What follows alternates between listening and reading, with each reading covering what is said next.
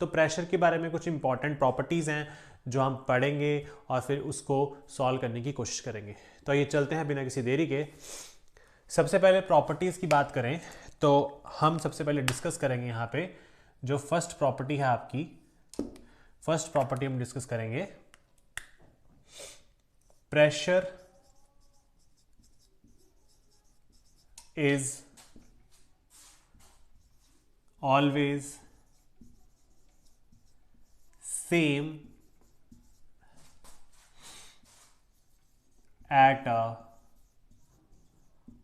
Horizontal या same horizontal level.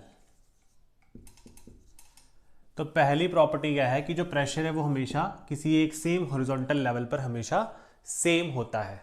For example अगर हम इसको समझने की कोशिश करें तो जैसे मान लीजिए आपके पास क्या है, किस तरीके से एक आपके पास कोई कंटेनर है और मान लीजिए इस कंटेनर में क्या है, आपके पास कोई लिक्विड है।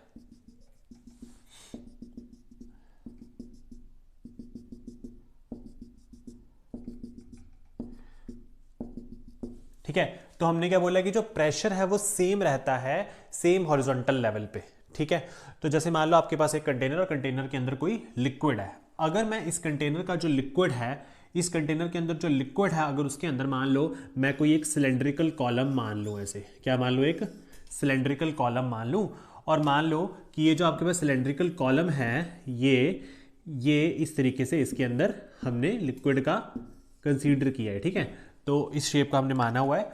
अब देखो, आपको पता है कि हम यहाँ पे स्टडी कर रहे हैं स्टैटिक फ्लूइड की, मतलब हम एक रुके हुए फ्लूइड की बात कर रहे हैं। मतलब ये जो फ्लूइड है वो कैसे है, वो स्टैटिक इक्विलिब्रियम में है। कैसे होगा, static equilibrium, that fluid should be in static equilibrium. इतनी बात आपको पता है। ठीक है, स्टैटिक इक्विलिब्रियम में ये जो फ्लूइड है आपका होना यहाँ से चाहिए। तो आपको पता है कि स्टैटिक इक्विलिब्रियम में जो फोर्स होगी इसके इस तरफ से और इस तरफ से लगने वाली, that force should B same. वो फोर्स क्या होनी चाहिए, सेम होनी चाहिए, तभी तो वो इक्विलिब्रियम में रहेगा। ठीक है, तो जैसे मान लो कि अगर आपके पास इसका जो ये वाला एरिया ऑफ क्रॉस सेक्शन है, अगर मान लो इस वाला जो इस हिस्से वाला का जो एरिया ऑफ क्रॉस सेक्शन है, मान लो वो अगर ds है, और मान लो यहाँ का एरिया ऑफ क्रॉस सेक्शन भी क्या है, ds area of cross section है। देखो small area of cross section लेना पड़ेगा, तो ds हम उसको मान सकते हैं, आप और भी कुछ मान सकते हो, dA भी मान सकते हो। ठीक है, उसमें कोई गलती नहीं होगी। तो इक्विलिब्रियम कंडीशन में क्या होगा कि यहाँ से लगने वाली जो फोर्स है वो यहाँ से लगने वाली फोर्स के क्या होगी, बराबर होगी। ठीक है, that force should be equal to this force, क्योंकि सारी फोर्सेस आपस में अगर बराबर होंगी तभी तो वो आपका एक स्टेबल इक्विलिब्रियम का केस वहां से बनेगा। तो ये वाली फोर्स अगर मैं मान लूँ कि ये वाली फोर्स मेरे पास अगर F1 है, और यहाँ से ये वाली फोर्स अगर मैं मान लूँ मेरे पास F2 है। ठीक है, तो दोनों फोर्सेस कैसे होनी चाहिए, ये वाली फोर्स और ये वाली फोर्स क्या होनी चाहिए, सेम होनी चाहिए। ठीक है, तो हम यहाँ से बोल सकते हैं कि नाउ फॉर इक्विलिब्रियम, अब अगर हम इक्विलिब्रियम का केस यहाँ से देखेंगे तो इक्विलिब्रियम केस में क्या होगा कि जो आपका F1 है वो आपके F2 के क्या होना चाहिए, बराबर होना चाहिए। F1 should be equal to F2। अब फोर्स किसके बराबर होती है, फोर्स होती है प्रेशर इनटू एरिया। तो मान लेते हैं कि जो यहाँ का प्रेशर है वो P1 है, और यहाँ का area of cross section ds, और इस साइड वाले का प्रेशर मान लो P2, और इस तरफ का area of cross section ds से ds कट गया, so we will get that P1 should be equal to P2। जो आपका प्रेशर एट P1 है वो बराबर हो जाएगा प्रेशर एट P2 के। मतलब दोनों तरफ लगने वाला प्रेशर क्या हो जाएगा, सेम रहेगा। दोनों तरफ लगने वाला, इस फेस पे और इस फेस पे लगने वाला प्रेशर क्या हो जाएगा, सेम हो जाएगा। अगर दोनों में से एक फोर्स बड़ी हो जाती, मान लो ये वाली फोर्स बड़ी हो जाती, तो फिर आपका जो, अगर ये वाली फोर्स बड़ी होती तो आपका फ्लूइड डिस्प्लेस हो जाता। बट फ्लूइड कैसा है, रुका हुआ फ्लूइड है, स्टैटिक फ्लूइड है, इक्विलिब्रियम में फ्लूइड है। तो इसका मतलब है कि F1 should be equal to F2। F1 should be equal to F2, तो इसका मतलब है pressure into area P1 into ds which is equal to pressure into ds, यानी कि P2 इंटू ds। ds से ds कट गया, so you will get P1 is equals to P2। तो दोनों का प्रेशर क्या हो गया, इस पॉइंट पर सेम हो गया। दोनों तरफ का प्रेशर क्या हो गया, दोनों एरिया ऑफ क्रॉस सेक्शन पे जो प्रेशर है दैट प्रेशर इज सेम। ठीक है, तो इसका मतलब है pressure is always same at the same horizontal level. Same horizontal level पे प्रेशर जो है वो सेम रहता है। इसकी कुछ आपने 2-3 बातों को यहाँ से नोट कर लेना है अपनी कॉपीज पे, कि जब भी हम इस केस में प्रेशर की बात करेंगे, मतलब हम सेम हॉरिजॉन्टल लेवल पे प्रेशर लेते हैं, तो वो कभी भी आपके पास शेप ऑफ कंटेनर पे डिपेंड नहीं करता, ठीक है। It does not depend on shape of the container. कौन डिपेंड नहीं करता शेप ऑफ कंटेनर पे? प्रेशर। कौन डिपेंड नहीं करता? प्रेशर डिपेंड नहीं करता। अगर हम हॉरिजॉन्टल लेवल में प्रेशर चेक करेंगे तो प्रेशर कभी भी कंटेनर की शेप पे डिपेंड नहीं करता है। दूसरी बात आपने याद रखनी है, it depends only on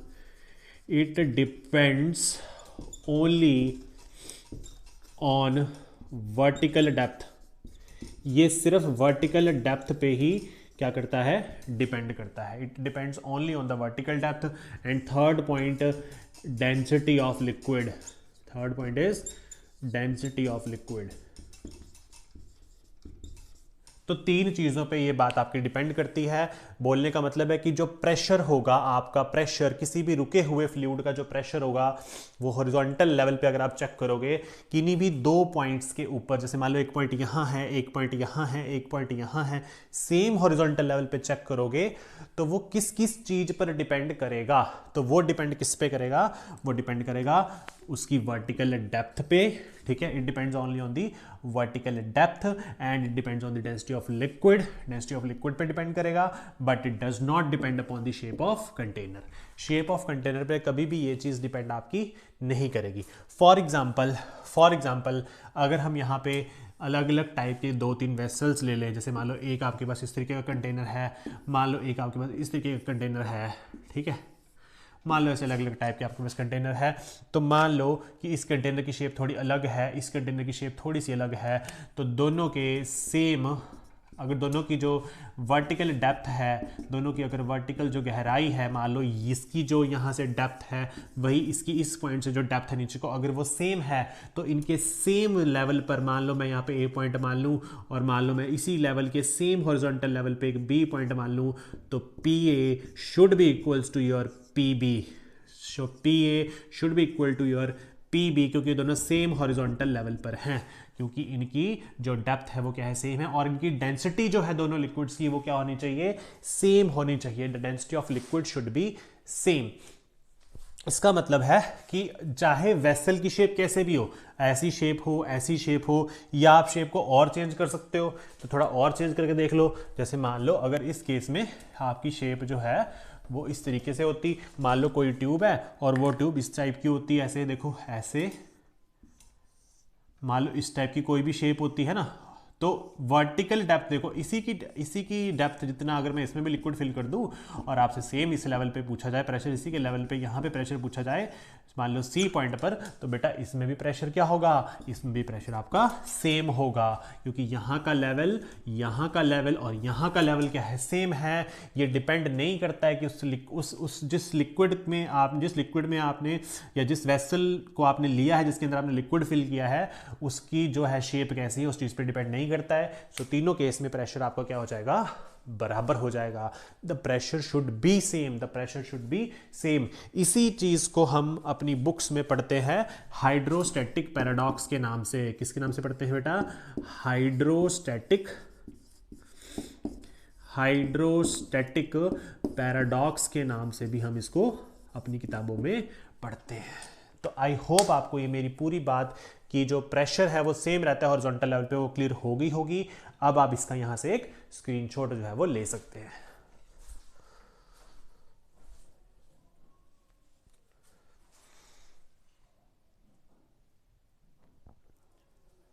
students, आपने इसका स्क्रीनशॉट ले लिया होगा। अब आगे बढ़ते हैं। तो आगे जो हमारा नेक्स्ट टॉपिक है उसको लेते हैं।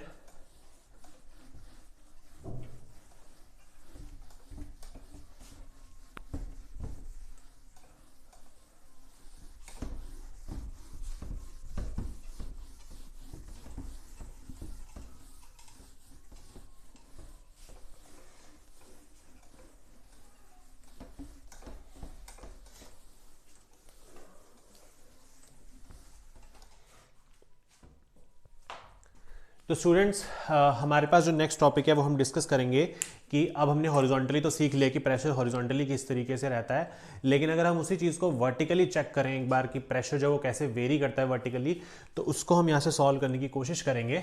तो देखिए, सबसे पहले हम चेक करेंगे कि variation of pressure variation of pressure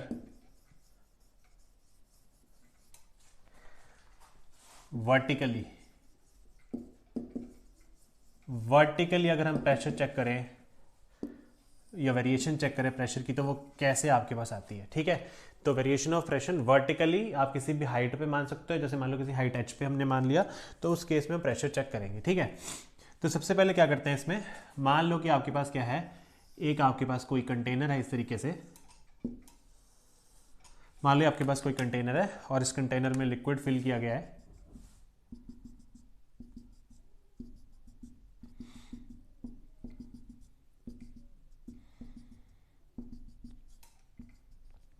ठीक है, लिक्विड फिल किया है। अब मान लो मैं इसके अंदर क्या करूं, मैं इसके अंदर सिलेंड्रिकल कॉलम ले लूं इस तरीके से। मान लो इसके अंदर मैं क्या करूं, एक सिलेंड्रिकल कॉलम यहां से कंसीडर कर लो एक अपने पास, जो कि इस शेप में होगा आपका। मान लो आपके पास क्या है, एक सिलेंड्रिकल कॉलम है। ठीक है, ये मेरे पास क्या बन गया, एक सिलेंड्रिकल कॉलम बन गया। अब ये जो मेरे पास सिलेंड्रिकल कॉलम यहाँ से आया है, इस सिलेंड्रिकल कॉलम पे मान लो ये जो इसका ये वाला पॉइंट है ये A है और मान लो ये वाला पॉइंट इसका B है। ठीक है, अब मान लो सिलेंड्रिकल कॉलम की जो हाइट है वो कितनी है, h हाइट है। ठीक है, अब इस सिलेंड्रिकल कॉलम का जो ऊपर वाला हिस्सा है, जो ये वाला फेस है इसका अपर फेस है, इस सिलेंड्रिकल कॉलम का जो अपर फेस है इसके ऊपर कोई ना कोई फोर्स लग रही होगी ऊपर की तरफ से, जिसको मान लो आप F1 फोर्स है, और एक फोर्स नीचे की तरफ से लग रही होगी जो मान लो आपके पास F2 फोर्स है। फोर्स क्यों लगेगी, प्रेशर की वजह से, क्योंकि ऊपर इसके लिक्विड है तो यहाँ से कुछ प्रेशर लग रहा होगा। और ये जो हमने कॉलम माना है वो हमने लिक्विड के अंदर माना हुआ। ठीक है, और आप ये भी मान के चलो कि जो ऊपर से कंटेनर है वो बंद है। ठीक है, चलो ये मान लेते हैं कि भाई ये कंटेनर जो है वो ऊपर से क्या है, यहाँ से बंद कंटेनर है। ठीक है, ताकि थोड़ा ईजी हो जाए समझने में। मान लो ये कंटेनर अभी ऊपर से बंद है इस तरीके से। ठीक है, ये कंटेनर बंद, अभी हमने फिलहाल के लिए इसको बंद रखा हुआ है। तो अब क्या होगा कि अगर मुझे यहाँ से इस लिक्विड कॉलम की अगर मैं बात करूँ तो इस लिक्विड कॉलम के नीचे की तरफ क्या लग रहा होगा, इसका वेट लग रहा होगा, दैट शुड बी और W is equals to mg, अगर इसका मास m है। और मान लो कि इस लिक्विड के अंदर ये जो कॉलम है इसके अंदर का जो लिक्विड है उसकी डेंसिटी कितनी है, रो डेंसिटी है उसकी। ठीक है, क्लियर इतनी बात। अब देखिए हम क्या करते हैं, हमने A मान लिया, let A be the area of cross section, let A be the area of cross section of face या faces A and B। हमने A और B फेस का जो एरिया ऑफ सेक्शन वो A मान लिया और डेंसिटी मान ली कि इस लिक्विड कॉलम के अंदर जो लिक्विड की डेंसिटी है वो दैट शुड बी रो, और इसकी हाइट कितनी है h, W इसका नीचे की तरफ लग रहा है mg। अब आपको पता है कि फॉर इक्विलिब्रियम कंडीशन अगर हम यहाँ पे अप्लाई करें, फॉर इक्विलिब्रियम अगर हम यहाँ पे इक्विलिब्रियम कंडीशन अप्लाई करें, देखो अच्छा अगर ये क्वेश्चन आपको एग्जाम में आएगा तो आप थ्योरी तो लिख सकते हो ना। इसमें थ्योरी कैसे लिखोगे कि let consider cylindrical liquid column, let F1 be the force applied on the upper face of the column and F2 be the force applied on the vertically upward direction on the downward face B of the liquid column. इस तरीके से आप लिख सकते हो। ठीक है, अच्छा इक्विलिब्रियम केस में क्या होगा कि आपके पास ऊपर से लगने वाली फोर्सेज और नीचे से लगने वाली जो फोर्सेज हैं दैट मस्ट बी इक्वल, वो दोनों फोर्सेज क्या होने चाहिए, बराबर होने चाहिए। इसका मतलब क्या होगा कि जो ऊपर फेस A पे लगने वाली फोर्स है वो आपकी F1 है and that force should be equal to नीचे से लगने वाली force which is your F2। और देखो एक फोर्स नीचे की तरफ और लग रही है, जो वो कौन सी है, इसका वेट है। तो हम यहाँ पे लिख सकते हैं कि F1 plus W that should be equal to F2। क्या लिख सकते हैं, F1 plus W which is equals to your F2। ये जो F1 ऊपर से फोर्स लग रही है वो नीचे की तरफ है, वेट भी नीचे की तरफ है, तो फोर्स F1 और वेट M जो है वो नीचे की तरफ है, तो इसलिए मैंने F1 प्लस W लिख दिया। और F2 मेरा ऊपर की तरफ था तो मैंने उसको F2 यहाँ लिख दिया बराबर करके। दोनों फोर्सेस अपर और लोअर फेस पे लगने वाली फोर्सेस जो है वो बराबर होनी चाहिए, तभी हम इस क्वेश्चन को सॉल्व कर पाएंगे। बहुत बढ़िया, समझ गए आप इस बात को। अब क्या करते हैं, इनकी वैल्यूज पुट करके देखते हैं। तो मुझे पता है कि मैं मान लेता हूँ कि जो F1 है मेरे पास वो है P1 into A। P1 into A का मतलब क्या है कि अपर फेस पे लगने वाला प्रेशर मान लो कितना है, P1 प्रेशर है। ठीक है, और प्लस W मेरे पास क्या आ जाएगा भाई, mg आ जाएगा, विच इज इक्वल्स टू F2 मेरे पास कितना है, मान लो P2A, कितना है P2A। अब आपको इतनी बात तो दिमाग में क्लियर रखना कि जब भी हम वर्टिकली नीचे की तरफ जाते हैं, जब भी हम किसी हाइट h पे या वर्टिकली जब भी नीचे की तरफ जाते हैं तो प्रेशर हमेशा क्या होता है, प्रेशर हमेशा बढ़ता है। प्रेशर हमेशा क्या करता है, इंक्रीज करता है। इतनी बात तो आप फिक्स कर लो अपने दिमाग में कि आपके पास कोई अगर कंटेनर है और उसमें ऐसे लिक्विड है, तो यहाँ वाला प्रेशर और यहाँ वाला प्रेशर, तो ज़्यादा प्रेशर कहाँ होगा, ज़्यादा प्रेशर इस पॉइंट पे होगा। जैसे मान लो ये पॉइंट ए, ये point B, so pressure at B should be greater than pressure at point A. ऐसा क्यों होगा, ठीक है ना, मैं यहाँ लिख देता हूँ pressure at B should be greater than pressure at A. तो ऐसा क्यों होगा, क्योंकि इस बी पॉइंट के ऊपर जो लिक्विड है वो ज़्यादा है, तो अपना ज़्यादा प्रेशर लगाएगा वो नीचे बी पॉइंट पे। तो यहाँ से हम लिख सकते हैं, आपको पता है कि जो P2 है वो बड़ा है, जो P2 प्रेशर होगा इस वाले पॉइंट पर प्रेशर कितना लग रहा है मेरा P2, और इस वाले एरिया क्रॉस सेक्शन पे कितना लग रहा है P1। तो जो P2 प्रेशर है वो हमेशा बड़ा होगा, तो इसलिए हम P1 को उठाकर इस तरफ लेके जा सकते हैं। तो मैं कह सकता हूँ P2A minus P1A which should be equal to your mg। लिख सकते हैं इसको ऐसे, बिल्कुल लिख सकते हैं। अच्छा, अब मुझे बताइए कि डेंसिटी का फॉर्मूला क्या होता है, मास बटे वॉल्यूम।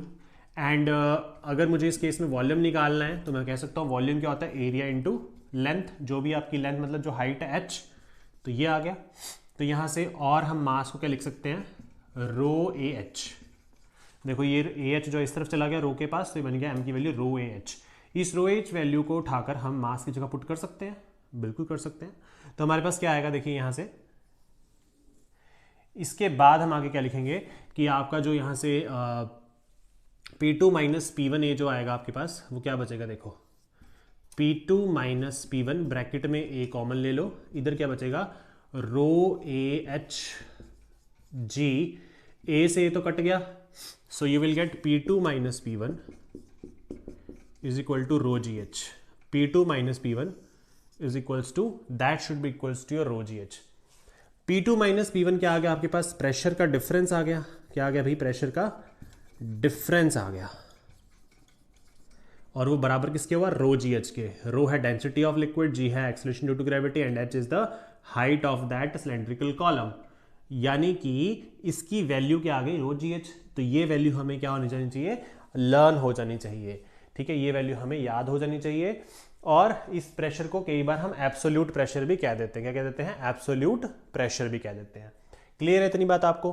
तो ये फॉर्मूला आपने सबने याद कर लेना है, बहुत ही सिंपल सा फॉर्मूला है। इसका मतलब है कि अगर आप किसी लिक्विड को किसी कंटेनर में बंद करके रख दो, मान लो ऊपर से बंद कंटेनर और उसके अंदर पूरा लिक्विड फिल है, तो आप उसके किसी भी एक पॉइंट पर, जैसे मान लो आपके पास एक पॉइंट ए है एक पॉइंट बी है, तो इन दोनों के बीच का जो प्रेशर डिफरेंस आएगा, जो प्रेशर का डिफरेंस आएगा वो किसके बराबर होगा, वो रो जी एच के बराबर होगा, ठीक है। जैसे मान लो इस पॉइंट पर प्रेशर था P1, तो इस पॉइंट पर प्रेशर कितना हो जाएगा, इस पॉइंट पर P2 पे प्रेशर कितना होगा, बताओ मुझे। तो P2 पे प्रेशर कितना होगा, अगर आप इस P1 को उठाकर यहां ले जाओ, अगर आप इस P1 को उठाकर यहां ले जाओ, तो प्रेशर हो जाएगा P1 plus rho g H, P1 plus rho g H, क्योंकि इस P1 पर भी कुछ ना कुछ प्रेशर है, तो P1 plus rho g H, that should be your final answer. Clear है आपको ये बात, ठीक है। आप इसका जल्दी से एक स्क्रीनशॉट यहां से ले लीजिए।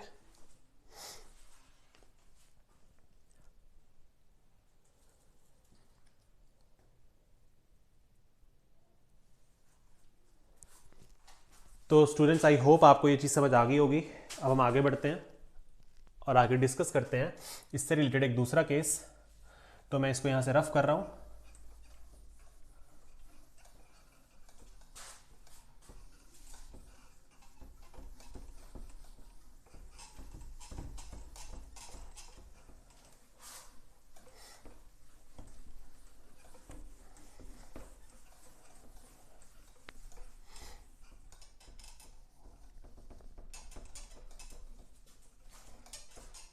तो स्टूडेंट्स देखिए अब हम क्या करेंगे, यहाँ पे आगे हम एक और प्रेशर की बात यहाँ पे करेंगे, and that pressure is your gauge pressure.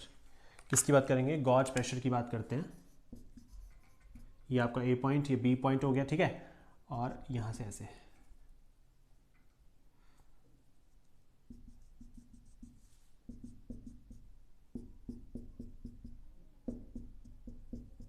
ठीक है।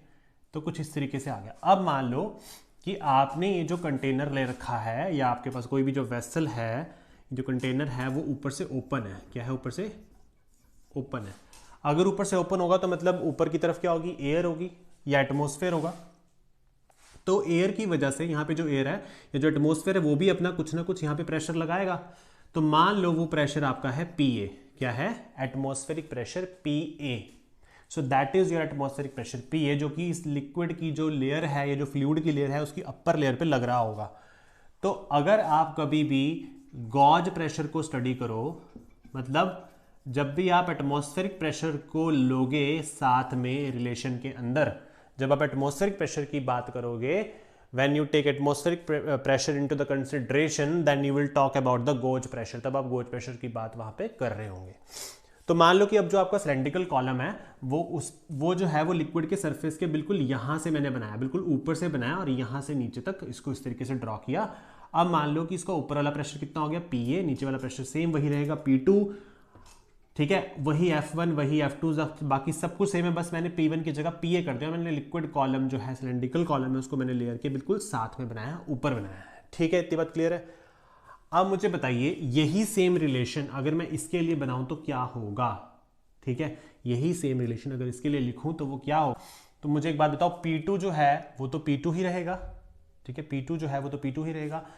तो देखो अब जो P1 है उसकी जगह क्या आ जाएगा, Pa आ जाएगा, P1 की जगह क्या आ जाएगा, Pa, क्योंकि ऊपर की तरफ अब कौन सा प्रेशर लग रहा है, ऊपर की तरफ क्या है, ऊपर तो एटमॉस्फेयर है, तो एटमॉस्फेरिक प्रेशर लगेगा, तो यहां मैंने Pa कर दिया।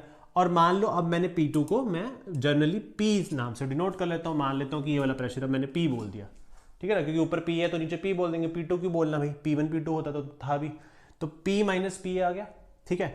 अब मैं यहां से एक बात कह सकता हूं, इसी रिलेशन से मैं एक बात कह सकता हूं कि जो P जो है वो बराबर है Pa plus rho g H, Pa plus rho g H. तो देखो इस रिलेशन से क्या पता लगा कि जो प्रेशर P है, मतलब अगर आपका कंटेनर ओपन है और ऊपर से एयर है, एटमॉस्फेयर है, तो अगर आपको उसकी किसी डेप्थ पे, जैसे मान लो आपका कंटेनर ही है और ये इसके अंदर लिक्विड फिल है और आपको इस पॉइंट पर प्रेशर चेक करना है, मान लो ये P, मान लो ये A पॉइंट है आपका, तो अगर आपको किसी A पॉइंट पर प्रेशर चेक करना है तो आप क्या बोलोगे कि भाई ऊपर से एटमॉस्फेयर का प्रेशर भी लग रहा होगा और दूसरा प्रेशर ये जो लिक्विड है इसकी हाइट h की वजह से, इसके अंदर मान लो लिक्विड कॉलम है उसकी हाइट h की वजह से भी यहाँ पे प्रेशर लग रहा होगा, तो आप क्या बोलोगे P is equal to Pa plus rho g h, मतलब यहाँ वाला प्रेशर क्या होगा, इस A पॉइंट का प्रेशर क्या होगा, Pa this one pressure and rho g h should be this pressure due to the liquid column, this pressure due to the liquid column.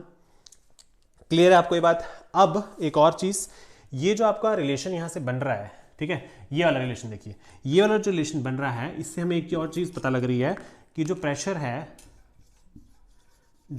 है वो वेरी करता है linearly with depth h, linearly with depth h। जो pressure है वो linearly very करता है h depth से। ये हमें कैसे पता लगेगा, तो इसके लिए थोड़ा सा डिस्कशन यहां पे कर लेते हैं पहले, ठीक है। तो मैं इसको यहां से रफ कर देता हूं, ठीक है। तो देखो इसका मतलब क्या है, सपोज कि अगर मैं यहां पे इस वाली इक्वेशन को, जो मेरे पास ये इक्वेशन, इसको अगर मैं कंपेयर करूं, if I compare this equation with your y is equals to mx plus c, तो मेरे को प्रेशर की वेरिएशन चेक करनी है, वेरीज लिखा है तो वेरिएशन चेक करनी है प्रेशर की डेप्थ के साथ, डेप्थ क्या है h। तो मान लो कि अगर मैं यहां पे ग्राफ ड्रॉ करूं ऐसे, मान लो मेरे पास एक ग्राफ है यहां पे, मैं उसको ड्रॉ करूं इस तरीके से, तो इस ग्राफ में मान लो ऊपर की तरफ मेरे पास है यहां पे प्रेशर और इस तरफ को मेरे पास डेप्थ है h। तो y में मैंने क्या लिया, y में मैंने क्या लिया P, तो y एक्सिस में क्या हो गया P हो गया, h x एक्सिस में क्या हो गया, ये हो गया h। तो इस इक्वेशन को क्या मैं ऐसे लिख सकता हूं, देखो इसको मैं ऐसे लिख सकता हूं क्या, P is equals to rho g h plus Pa, बताइए लिख सकते हैं। देखो h क्या हो गया मेरा, h मेरा क्या हो गया, ये x, y मेरा क्या हो गया P इस ग्राफ के अंदर। तो अब रो जी क्या बचा, m, रो जी क्या बन गया m। तो m क्या होगा बेटा आपका, m क्या होती है स्लोप, तो स्लोप किसके बराबर होती है बेटा, tan थीटा के बराबर। बेटा tan थीटा किसके बराबर, स्लोप किसके बराबर है, रो जी।